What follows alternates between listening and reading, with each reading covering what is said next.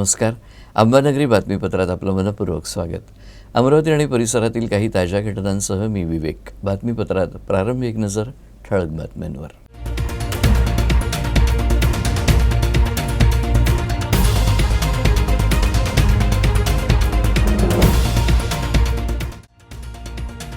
भीषण अपघातात 3 ठार 4 गंभीर जखमी. सिमेंट मिक्सर ट्रक आणि ऑटो रिक्षात झाला अपघात. अमरावती चांदूर बाजार मार्गावरील नांदुरा गावाजवळ घडला अपघात. जखमींवर जिल्हा सामान्य रुग्णालयात उपचार सुरू.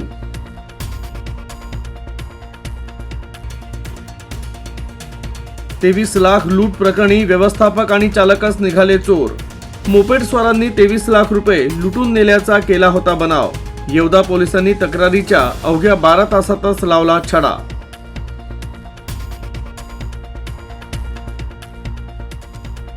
पणन महासंघाला अखेर केंद्राच्या वस्त्रोद्योग विभागाकडून कापूस खरेदीची परवानगी. दीर्घ प्रतीक्षेनंतर राज्यातील कापूस उत्पादक शेतकऱ्यांना दिलासा. 7,020 रुपये प्रति क्विंटल हमी दरानं होणार कापूस खरेदी.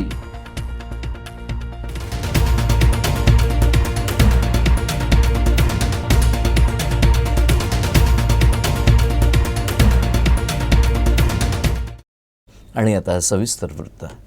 सिमेंट मिक्सर ट्रक आणि ऑटो रिक्षात झालेल्या अपघातात 3 जण जागीच ठार झाले तर 4 जण गंभीररित्या जखमी झाले. हा भीषण अपघात अमरावती चांदूर बाजार मार्गावरील नांदुरा बुद्रुक या गावाजवळ घडला. मिळालेल्या माहितीनुसार चिंचोली काळे गावातील वाकोडे कुटुंबीय आपल्या घरच्या ऑटोनं पोटे कॉलेज समोरील लुंगे लॉन इथं लग्न समारंभाला जाण्याकरता निघाले. तर अमरावती शहराच्या दिशेने येणाऱ्या वाकोडे कुटुंबियांच्या या ऑटोला नांदुरा बुद्रुक येथील पेढी नदीच्या पुलाच्या कॉर्नरवर एका सिमेंट मिक्सर ट्रकनं भीषण धडक दिली. ही धडक एवढी जोरदार होती की ऑटोमधील प्रवास करणारे पूजा वाकोडे, प्रज्ञा वाकोडे, पद्माकर दांडे हे जागीच ठार झाले तर 4 जण गंभीररित्या जखमी झाले. तर ट्रक चालकाचा ट्रकवरील नियंत्रण सुटल्यानं ट्रक उलटला. तर एका गंभीर जखमीला नागपुरात रेफर करण्यात आला आहे. तर उर्वरित जखमींवर अमरावतीच्या जिल्हा सामान्य रुग्णालयात उपचार सुरू आहे. दुचाकीनं आलेल्या अज्ञात तिघांनी मारहाण करून कारमधील 23 लाख रुपयांची रोकड लुटल्याचं प्रकरण येवदा पोलीस ठाण्यामध्ये नोंदवण्यात आलं होतं. स्थानिक गुन्हे शाखेनं घटनेचा अवघ्या 12 तासात उलगडा करत 3ही आरोपींना अटक केली आहे. या आरोपींकडून रोख रक्कम तसंच गुन्ह्यात वापरलेली दुचाकी जप्त करण्यात आली. विशेष म्हणजे चालक आणि व्यवस्थापकानंच लुटीचा हा कट रचल्याचं उघडकीला आलं आहे. सौरभ साहू, श्रीजित साहू आणि प्रमोद ढोके अशी अटकेतील आरोपींची नावं आहेत. 26 डिसेंबरच्या दुपारी दर्यापूर ते अकोला रोडवरील लासूर पॉवर हाऊसजवळ सौरभ साहू आणि प्रमोद ढोके यांनी आम्हाला मारहाण करून अज्ञात तिघांनी 23 लाख 5,000 रुपये रोख रक्कम तसंच मोबाईल हिसकावून पळ काढला अशी तक्रार केली होती. तर या प्रकरणी दर्शित अग्रवाल यांनी येवदा पोलिसात तक्रार दाखल केली. या गुन्ह्याचा तपास करताना एसीबीनं पीडितांचीच उलट तपासणी केली. तर पोलिसांच्या चौकशीत आरोपींनी लुटीचा बनाव केल्याची कबुली दिली. या घटनेत सौरभ आणि प्रमोद कारने गेले होते तर श्रीजित हा मोपेड घेऊन गेला होता आणि ती रक्कम घेऊन तो अमरावतीत पोहोचला. सुरुवातीला एलसीबीनं फिर्यादी दर्शित अग्रवाल यांच्याकडून गुन्ह्याची पार्श्वभूमी समजून घेतली. तर या घटनेत व्यवस्थापक सौरभ साहू आणि चालक प्रमोद ढोके हे गुन्हेगार असल्याचं समोर आलं. दोघांचीही वेगवेगळी चौकशी केली असता दोघांच्याही कबुली जबाबात तफावत आढळून आली. खुल्या बाजारामध्ये कापसाचे दर 5,500 रुपये क्विंटलपर्यंत खाली घसरले आहेत. अशा परिस्थितीत किमान हमी भावानं कापूस विक्रीसाठी राज्यातील कापूस उत्पादक शेतकऱ्यांचा रेटा पणन विभागाकडे वाढला होता. पणन महासंघाच्या माजी अध्यक्षांनी याबाबत केंद्र तसंच राज्याकडे पाठपुरावा केला. अखेर पणन महासंघाला कापूस खरेदीची परवानगी देण्यात आली आहे. याविषयीचं पत्र CCIनं पणन महासंघाला पाठवलं आहे. त्यामुळे शेतकऱ्यांना मोठा दिलासा मिळाला आहे. यावर्षी केंद्र शासनानं कापसाला 7,020 रुपये प्रति क्विंटलचा हमी दर जाहीर केला. मात्र हमी दरातील कापूस खरेदी करण्यासाठी कापूस पणन महासंघाचं केंद्रच उघडण्यात आलं नाही. त्यामुळे खासगी व्यापारी वाटेल त्या दरात कापसाची खरेदी करत होते. यातून कापूस खरेदीचा दर 5,500 रुपये प्रति क्विंटलपर्यंत खाली घसरला होता. राज्यात CCIचे बोटावर मोजता येईल इतकी कमी केंद्र आहे. अशा स्थितीत कापूस पणन महासंघानं हमी दरात कापूस खरेदी करावी अशी मागणी जोर धरू लागली होती. कापूस खरेदीसाठी कापूस पणन महासंघानं वस्त्रोद्योग विभागाशी पत्रव्यवहार केला. 26 डिसेंबरला वस्त्रोद्योग विभागानं CCIचे सब एजंट म्हणून कापूस खरेदीला परवानगी दिली असं पत्र जाहीर केलं. त्यामुळे कापूस खरेदीचा पणन महासंघाचा मोठा अडसर दूर झाला. आता शेतकऱ्यांना देखील दिलासा मिळालाय. अमरावती मध्यवर्ती कारागृहात कैद्यांमध्ये हाणामारी झाल्याची घटना बुधवारी घडली. मध्यस्थी करण्यासाठी गेलेले कारागृहातील एक अधिकारी आणि 2 कर्मचारी आणि 1 कैदी यात जखमी झाले आहेत. अमरावती मध्यवर्ती कारागृहात अमरावती जिल्ह्यातील एक कैदी बंदिस्त आहे. या कैद्यासोबत पुणे येथील काही कैद्यांचं 22 तारखेला भांडण झालं होतं. त्यानंतर अमरावती येथील कैद्याचे काही नातेवाईक त्याला भेटायला गेले होते आणि भेटीनंतर हा कैदी त्याच्या बॅरेकमध्ये परत जात होता. यावेळी पुणे येथील काही कैद्यांनी त्याच्यावर हल्ला चढवला. जेवण करायची थाळी वाकवून कैद्यावर हल्ला करण्यात आला. यात तो जखमी झाला. तर घटनास्थळी उपस्थित कारागृह अधिकारी आणि 2 कर्मचारी भांडण सोडवण्यास गेले. मात्र पुणे येथील कैद्यांनी त्यांच्यावर देखील हल्ला केला. यात ते जखमी झाले.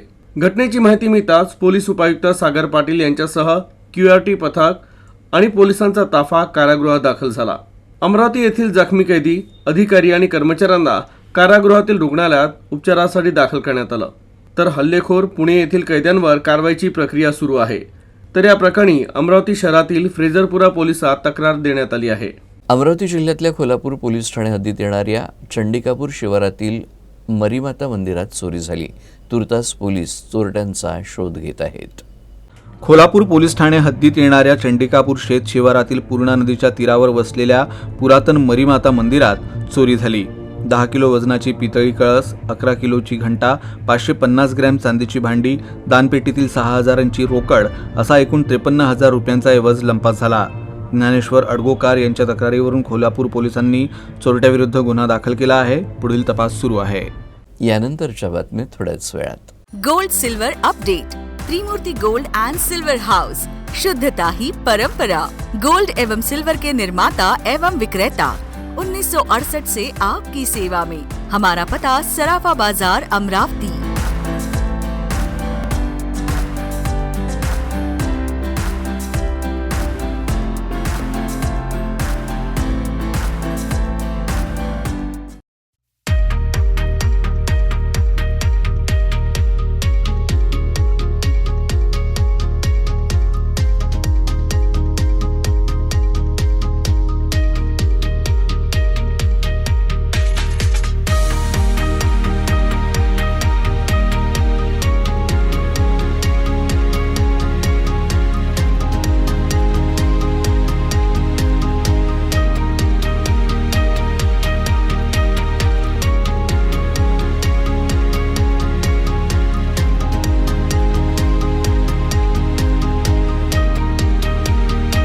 विश्रांतीनंतर बातमीपत्राच्या या भागात आपलं पुन्हा एकदा स्वागत. राष्ट्रवादी काँग्रेस पक्षाचे अध्यक्ष शरद पवार यांनी अमरावती दौऱ्यादरम्यान आमदार बच्चू कडू यांच्या कुरणपूर्ण येथील निवासस्थानी भेट दिली.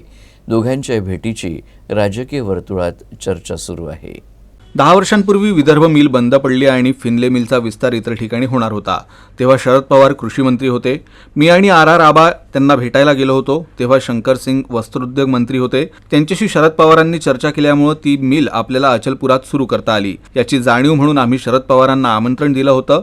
मदतीची जाणीव म्हणून आम्ही त्यांना फोन केला. आता इथूनच चालले आहेत तर घरी या असं आम्ही त्यांना म्हटलं. ते आमंत्रण पवारांनी स्वीकारलं असंही बच्चू कडू यांनी नमूद केलं. मात्र पवारांशी भेटीचा कुठलाही राजकीय संबंध नसून आम्ही सध्या एकनाथ शिंदेंसोबतच आहोत असंही बच्चू कडू यांनी स्पष्ट केलं. मी दोघे जण गेलो आणि पवारसाहेबांनी वस्त्र उद्योग मंत्री तेव्हा शंकर सिंग होते, त्यांच्यासोबत चर्चा झाली आणि त्यांच्यामुळं ते फिनले मिल आपल्याला अचलपुरात सुरू करता आली आणि त्याची एक जाणीव म्हणून पहिल्यांदा त्याच्यानंतर येत आहे मतदारसंघात आणि म्हणून आपण त्यांना आमंत्रित केलं होतं. आता ते येणार आहे आणि त्याच्याशिवाय दुसरं काही नाही. मला असं वाटतं का त्याच्यासाठी हे सगळं करायची काही गरज नाही आहे आणि आम्ही सध्या शिंदे साहेबांसोबत जेथपर्यंत ते मुख्यमंत्री आहे तोपर्यंत असं कुठलाही निर्णय घेतला जाणार नाही. शिंदे साहेब नसले तर मग कदाचित घेऊ. कसं आहे, आखरी पक्ष आहे आमच्या पक्षाचं कुठं भलं होते. जसं प्रत्येकजण आपलं चांग भलं पाहते तसं आम्ही पाहणार आहोत आणि राजकीय याच्यामध्ये एकंदरीत जिथं राजकीय अस्तित्व मजबूत होईल तो आमचा सोबती राहील. पण फक्त एक पण आहे शिंदे साहेब. एकूण चालले ते चहा प्याले तर दबावाचं काय. चहा प्याले कोणी घरी आमच्या इथं येत असेल आणि त्याचा दबावाचा काय प्रश्न आला, म्हणजे तुम्हाला सगळं चालतं आहे ना, आम्हाला चहा प्याले आमच्या घरी पवारसाहेब आले तर त्याचाही तुम्ही दबाव म्हणत असाल तर हे चुकीचं आहे. म्हणजे मला वाटतं असा बेअर्थ काढून काही अर्थ नाही आहे. त्या योगायोगानं या रोडनं गेले नसते तर विषय आला नसता. घरासमोरूनच जात आहे तर आपण एक इथे एवढे मोठे नेते आहे आणि त्यांना आपण आदर सत्कार केला पाहिजे आणि त्यांच्या मदतीची जाणीव म्हणून आपण त्यांना तसं आमंत्रित केलं, त्यांनी होकार दिला, हा त्यांचा मोठेपणा आहे. अमरावती दौऱ्यादरम्यान शरद पवार यांनी वझर येथील शंकरबाबा पापळकर यांच्या मतिमंद बेवारस विद्यार्थ्यांच्या आश्रमशाळेलाही भेट दिली. शरद पवार यांनी आश्रमशाळेची पाहणी करत विद्यार्थ्यांशी संवादही साधला. आपल्या अमरावती दौऱ्यात शरद पवार यांनी अमरावती जिल्ह्यातील वझर येथील शंकरबाबा पापळकर यांच्या मतिमंद बेवारस आश्रमशाळेलाही भेट दिली. शरद पवारांनी आश्रमशाळेची पाहणी देखील केली. यावेळी विद्यार्थ्यांनी त्यांच्यावर फुलांची उधळण करत त्यांचं स्वागत केलं. दरम्यान पवार यांनी मतिमंद बेवारस मुलांच्या समस्या जाणून घेतल्या. 18 वर्षानंतर बेवारस मतिमंद मुलांचं भवितव्य उज्ज्वल व्हावं यासाठी शंकरबाबा पापळकर यांनी शरद पवार यांना निवेदन दिलं आणि याकडे लक्ष दिलं पाहिजे अशी मागणी केली. यावेळी अंध विद्यार्थ्यांनी देशभक्तीपर गीताचं गायन देखील केलं. या दौऱ्यात शरद पवार यांच्यासह आमदार अनिल देशमुख, माजी मंत्री हर्षवर्धन देशमुख यांची देखील उपस्थिती होती. जो शहीद हुए हैं उनकी जरा याद करो कुर्बानी, तुम भूल न जाओ उनको, इसलिए सुनो ये कहानी, जो शहीद हुए हैं उनकी जरा याद करो कुर्बानी. अमरावतीतल्या महिला महाविद्यालयातर्फे संक्रांत उत्सव 2024 या शीर्षकांतर्गत जिल्हास्तरीय महिला उद्योजक मेळाव्याचं आयोजन केलं आहे. अमरावतीतल्या महिला महाविद्यालयातर्फे जिल्हास्तरीय भव्य उद्योजक मेळावा 10 आणि 11 जानेवारीला सकाळी 9 ते रात्री 9 या वेळेत आयोजित करण्यात येतोय. महिला उद्योजकांना सामाजिक आर्थिक हातभार लावणे, त्यांच्या उद्योगांना शहरामध्ये प्रतिष्ठा प्राप्त करून देणे, उत्पादित वस्तूंच्या विक्रीकरता व्यासपीठ उपलब्ध व्हावे या हेतूनं गृह अर्थशास्त्र विभागातर्फे जिल्हास्तरीय मेळाव्याचं आयोजन करण्यात आलं आहे. संक्रांत हा आपल्या महाराष्ट्राचा महत्त्वाचा सण मानला जातो. याच निमित्त गृहिणींकरता संक्रांतीसाठी आवश्यक असणाऱ्या घरगुती वस्तू, हस्तकलाच्या वस्तू तसंच विविध नाविन्यपूर्ण स्टॉल या उद्योजक मेळाव्यात खास आकर्षण असणार आहेत. स्टॉल बुकिंगची अंतिम तारीख 5 जानेवारी असणार आहे असं सांगण्यात आलं आहे. महिला महाविद्यालयाच्या वतीनं 10 आणि 11 जानेवारी रोजी जिल्हास्तरीय उद्योजकता मेळावा आयोजित केला जाणार आहे. यामध्ये वेगवेगळ्या बचत गटातील आणि ज्या गृहोद्योजक चालवणाऱ्या महिला आहेत त्यांच्या प्रॉडक्ट्सची विक्रीसाठी म्हणून स्टॉल्स लावले जातील आणि एक मोठा महिलांचं एकत्रीकरण या निमित्तानं केलं जाणार आहे. या निमित्तानं वेगवेगळ्या स्पर्धा देखील महिलांसाठी केल्या जाणार आहेत आयोजित. महिला महाविद्यालय जे नूतन विदर्भ शिक्षण मंडळाच्या द्वारे आपण संचालित करतो त्या नूतन विदर्भ शिक्षण मंडळाच्या मार्गदर्शनामध्ये हे आयोजन आपण करतो. जोशी हॉलमध्ये 2 दिवस सकाळी 9 ते रात्री 9 पर्यंत ते राहणार आहे. मी अमरावतीतल्या सर्व महिला भगिनींना या संक्रांतीच्या निमित्तानं शुभेच्छा देताना या उद्योजकता मेळाव्याला भेट देण्याची विनंती करतो व आपल्यासाठी अनेक स्टॉल्स त्या ठिकाणी आहेत. ती खरेदी विक्री आपल्याला करता येईल, पण त्यासोबत ज्या महिला घरोघरी जाऊन वस्तू विकतात त्यांना आपल्याला चांगलं प्रोत्साहन देता येईल आणि एक महिला सक्षमीकरणाचा एक चांगला उपक्रम महिला महाविद्यालय करते आहे आयोजित. याला भरपूर प्रतिसाद द्यावा ही मी विनंती करतो. नागपुरात आयोजित स्थापना दिन महासभेच्या अनुषंगानं काँग्रेस एक प्रकारे निवडणुकीचा बिगुलच फुंकणार आहे आणि येणाऱ्या लोकसभा निवडणुकीत विदर्भात 10 पैकी किमान 7 जागा जिंकणारच असा विश्वास काँग्रेसचे नेते विजय वडेट्टीवार यांनी व्यक्त केला. तर राहुल गांधींच्या आगामी न्याय यात्रेमुळे शोषित वर्ग निश्चितच एकत्र येईल आणि सत्ताधाऱ्यांना धडा शिकवेल असंही ते म्हणाले.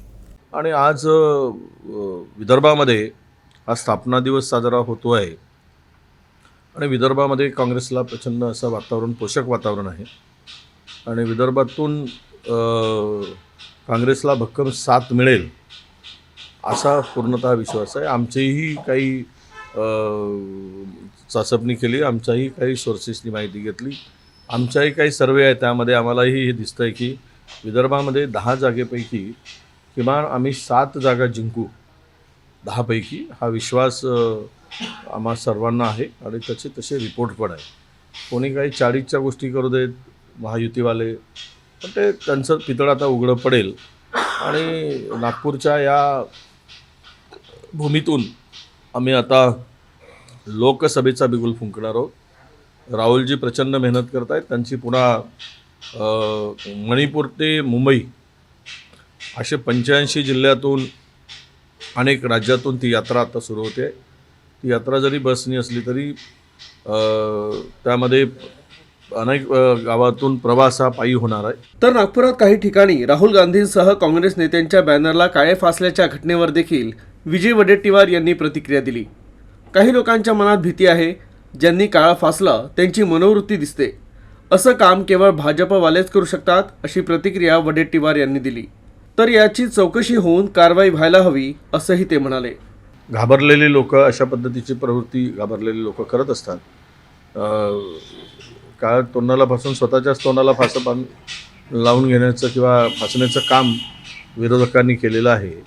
ही प्रवृत्ती खरं म्हणजे एखाद्या नेत्यांना त्यांच्या बॅनरला काळे फासणं, आम्ही फार गांधी विचाराचे, आम्ही तत्वाचे आहोत. त्यामुळं आम्हाला नक्की विश्वास आहे की जो लावणार आहे त्याचं तोंड काळं दिसेल भविष्यात.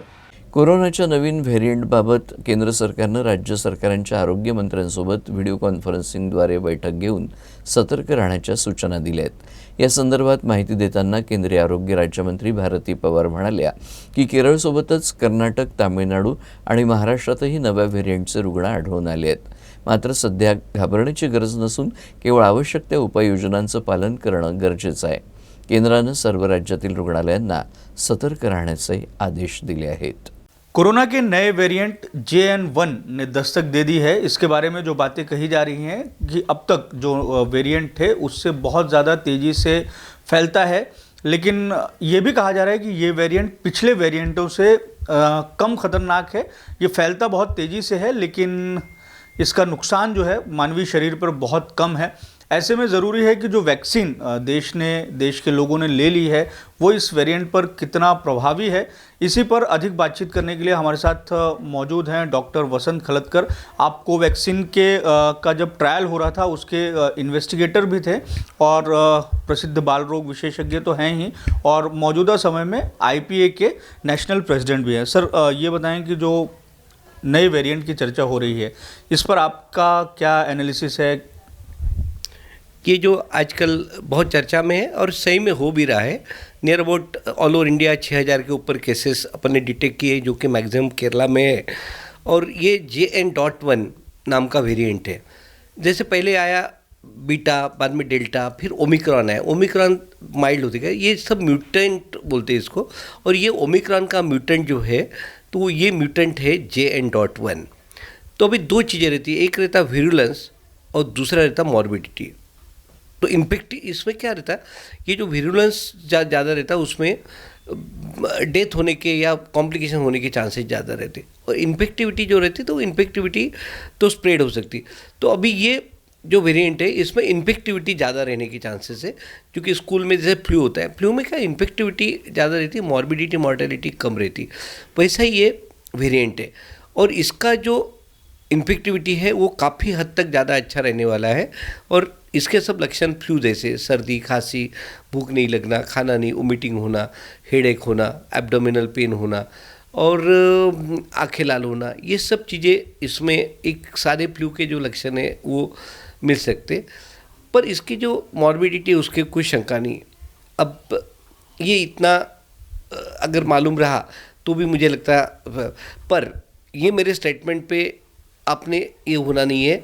अगर थोड़े बहुत भी फ्लू के सिवा ऐसा लगता है कि फ्लू ज़्यादा ही खतरनाक होते जा रहा है तो इमीडिएटली आपने डॉक्टर को सलाह लेना चाहिए. इस वेरिएंट से घबराने की भी ज़रूरत नहीं. बिल्कुल घबराने की ज़रूरत नहीं है, क्योंकि ये वेरिएंट माइल्ड है. मैंने पहले ही बताया, इन्फेक्टिविटी ज़्यादा है, विरुलेंस कम है, इसलिए मॉर्बिडिटी के चांसेस कम है. सारे फ्लू जैसे लक्षण आएंगे, पर अपने को थोड़ा बहुत भी इसमें अटपटा सा लगता है, अगर समझो सांस बहुत ज़्यादा फूलती है, खाते नहीं, बच्चों को एब्डोमिनल पेन बहुत ज़्यादा है, वोमिटिंग होती है, डिहाइड्रेशन होता है, इमीडिएटली डॉक्टर के पास चले जाए. धन्यवाद सर, हमसे बात करने के लिए. तो ये थे डॉक्टर वसंत खलतकर, जो हमें बता रहे थे कि JN.1 जो कोरोना का नया वेरिएंट आया है इससे बचने की ज़रूरत नहीं है, लेकिन कुछ सावधानियां जो हैं उसको ज़रूर अपनाए जाने की ज़रूरत है। कैमरामैन दिनेश सातपुते के साथ दिव्येश द्विवेदी, UCN न्यूज़, नागपूर। शेवटी पुन्हा एकदा ठळक बातम्या.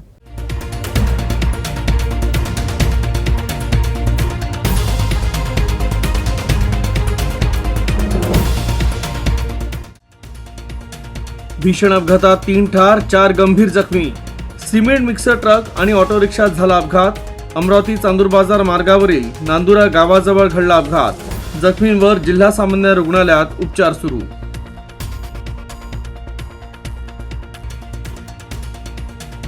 ₹23 लाख लूट प्रकरणी व्यवस्थापक आणि चालकच निघाले चोर. मोपेड स्वारांनी 23 लाख रुपये लुटून नेल्याचा केला होता बनाव. येवदा पोलिसांनी तक्रारीच्या अवघ्या 12 तासातच लावला छडा.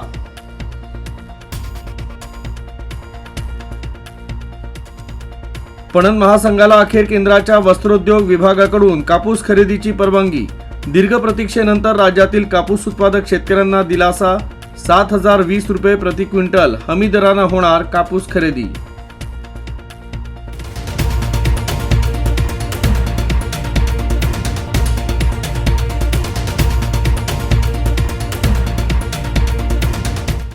आणि याबरोबरच हे बातमीपत्र संपलं. पुन्हा भेटूया पुढच्या बातमीपत्रात. तोपर्यंत नमस्कार.